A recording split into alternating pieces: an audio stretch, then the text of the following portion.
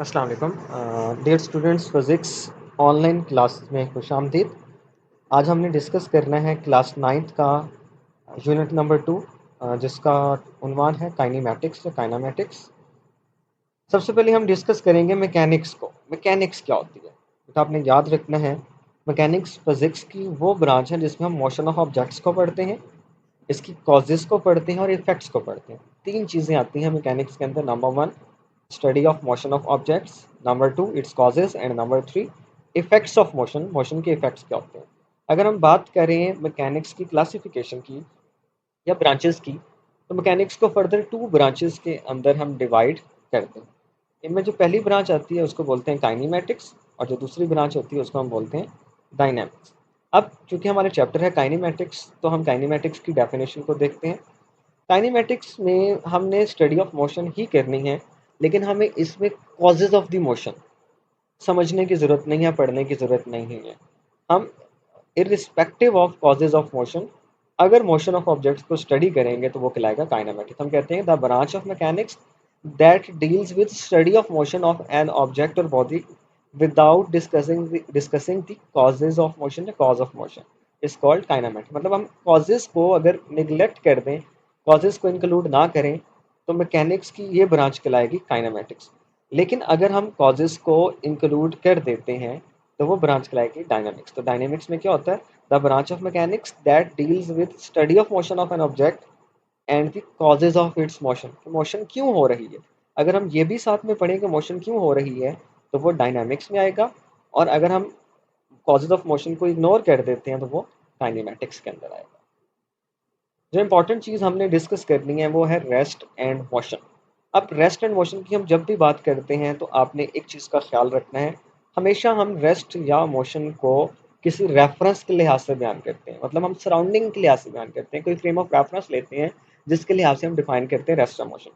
अगर हम डेफिनेशन की बात करें तो हम कहते हैं body is said to be at rest if it does not change its position with respect to its surrounding. कि अगर कोई बॉडी अपनी पोजीशन चेंज नहीं करती अपनी सराउंडिंग के लिहाज से, तो देन हम उसको रेस्ट में कह सकते हैं। फॉर एग्जाम्पल, रूम में किसी टेबल के ऊपर एक बुक पड़ी हुई है, वॉल के ऊपर एक हमने पिक्चर हैंग की हुई है, ये दोनों चीज़ें रेस्ट के अंदर है। सराउंडिंग क्या होता है, हम जिस सिस्टम को स्टडी कर रहे हैं वो सिस्टम जो अंडर ऑब्जर्वेशन है, उससे बाहर जो भी चीज़ होगी वो सारी की सारी सराउंडिंग कहलाएगी। तो हम कहते हैं surrounding are the places in its neighbourhood where various objects are present. इसको आसान अल्फाज में हम ये कहते हैं कि वो चीज़ जो अंडर कंसिडरेशन है वो है हमारा सिस्टम, और उस सिस्टम के आउटसाइड जो भी चीज़ें होंगी वो सराउंडिंग कहलाएंगी। इसलिए हम सराउंडिंग को एज अ रेफरेंस लेते हैं। मोशन क्या चीज़ होती है, मोशन हम कहते हैं अगर कोई बॉडी अपनी पोजीशन चेंज करे with respect to its surrounding, then हम कहेंगे कि यह है motion. A body is said to be in motion if it changes its position with respect to its surrounding.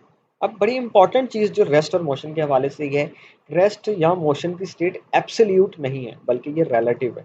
तो हम बात ये करते हैं द स्टेट ऑफ रेस्ट और motion of a body is relative.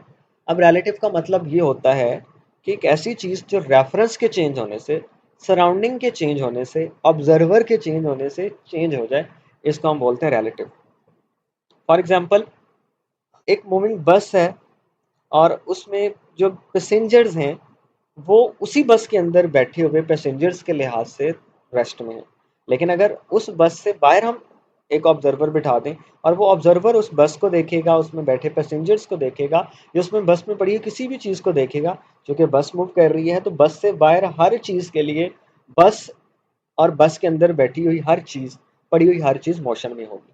लेकिन बस के अंदर वाले जब बस में पड़ी हुई चीज़ों को या ऑब्जेक्ट्स को या पर्सन्स को देखेंगे तो उनके लिहाज से वो रेस्ट के अंदर होगा। फॉर एग्जाम्पल, एक ट्रेन है जो रेलवे स्टेशन से पास कर रही है और एक पर्सन बैठा हुआ है, ये रेस्ट के अंदर मौजूद है।